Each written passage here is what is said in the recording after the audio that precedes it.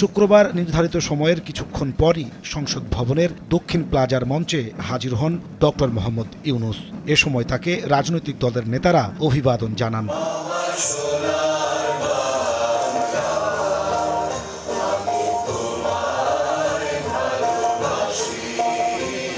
জাতীয় সঙ্গীতের মাধ্যমে শুরু হয় ঐতিহাসিক জুলাই জাতীয় সনদ স্বাক্ষরের আনুষ্ঠানিকতা।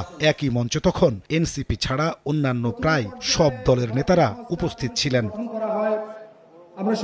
ঐক্যমত কমিশন প্রায় 1 বছর আলোচনার মাধ্যমে যেসব বিষয়ে একমত হয়েছে রাজনৈতিক দলগুলোকে তার কপি দেয়া হয়।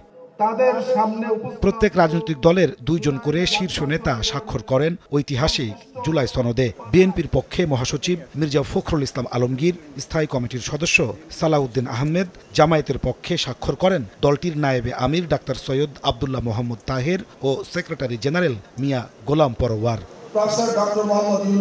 স্বাক্ষর আনুষ্ঠানিকতা শেষে প্রধান অতিথির বক্তব্য দেন ডক্টর মোহাম্মদ ইউনূস। শুরুতেই তিনি ৭১-এর মহান মুক্তিযুদ্ধ ও ২৪-এর ছাত্র জনতার গণ অভ্যুত্থানে শহীদদের স্মরণ করেন। ডক্টর ইউনূস বলেন, এই স্বাক্ষরের মাধ্যমে নতুন এক বাংলাদেশের জন্ম হলো। এই পরিবর্তন এখন আমাদের সামনের দিকে এগিয়ে নিয়ে যাবে। আমরা সেই পথে অগ্রসর হব। আমাদের জন্য আজকে নবজন্ম, আমাদের নবজন্ম হলো আজকে। এই স্বাক্ষরের মাধ্যমে আমরা নতুন বাংলাদেশের সূচনা করলাম। প্রধান উপদেষ্টা বলেন, দেশ গঠনের দায়িত্ব আগামী সরকার নেবে, যার প্রস্তুতি জুলাই সনদ। দেশকে গঠন করার দায়িত্ব আগামী সরকারকে নিতে হবে, পরবর্তী সরকারগুলোকে নিতে হবে। সেটার জন্যই প্রস্তুতি হচ্ছে এই আমাদের সনদ। আমরা এক বর্বর জগতে ছিলাম, যেখানে আইন কানুন ছিল না, মানুষের ইচ্ছায় যা ইচ্ছা তা করতে পারে। এখন আমরা সভ্যতায় আসলাম। রাজনৈতিক দলগুলোকে বসে আগামী জাতীয় নির্বাচন কোন প্রক্রিয়ায় হবে তা ঠিক করার আহ্বান জানান প্রধান উপদেষ্টা।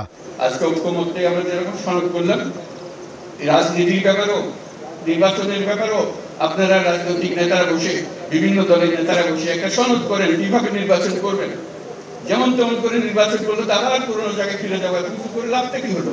কমিশনের সহসভাপতি অধ্যাপক আলী রিয়াজ বলেন, অল্প সময়ের মধ্যেই জুলাই জাতীয় সনদের আইনি ভিত্তি ও বাস্তবায়ন প্রক্রিয়া নিয়ে সরকারকে সুপারিশমালা দেবেন তারা। জুলাই আন্দোলনের মাধ্যমে গড়ে ওঠা দল এনসিপি ছাড়াই অবশেষে স্বাক্ষর হলো বহুল প্রত্যাশিত জুলাই সনদ। রাজনৈতিক দলগুলো এই সনদ বাস্তবায়ন করে শহীদদের আকাঙ্ক্ষিত বাংলাদেশ গড়তে আরও বেশি কার্যকর ভূমিকা রাখবে, এমনই প্রত্যাশা জুলাই শহীদ ও আহতদের। নাজমুস সালেহী, সময় সংবাদ, ঢাকা।